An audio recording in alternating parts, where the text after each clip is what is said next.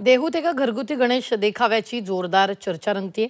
संत तुकाराम महाराजांचे वंशज अभिजित महाराज मोरे यांनी बदलत्या देहूचं स्वरूप मांडणारा सुंदर देखावा सादर केलाय।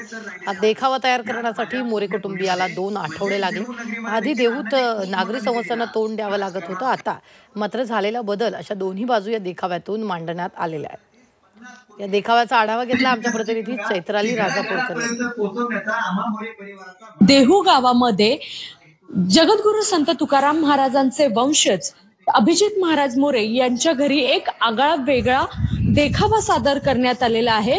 या घरगुती गणेश उत्सवात त्यांनी बदलत्या देहूचे स्वरूप हा सुंदर असा देखावा सादर केला आहे।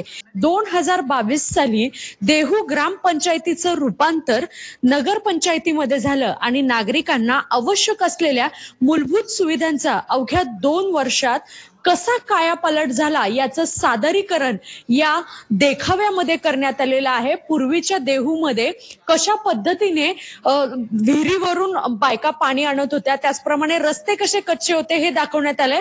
तर आत्ताचं जे देहू आहे, जे डेव्हलप झालेलं देहू आहे, यामध्ये डांबरी असलेले रस्ते असतील, त्याचप्रमाणे संपूर्ण देहूचा झालेला कायापलट असेल, हे संपूर्ण चित्रीकरण ह्याच्यामध्ये दाखवण्यात आलेलं आहे। शहरातील मुख्य आणि अंतर्गत रस्ते, पाणी व्यवस्था, अग्निशामक वाहन, कचरा वाहतुकीसाठी गाडी अशा विविध सुविधा या आत्ताच्या देहूमध्ये दाखवण्यात आलेला आहे।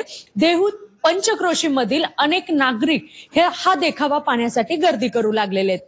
चैत्राली राजापूरकर, झी मीडिया, देहू।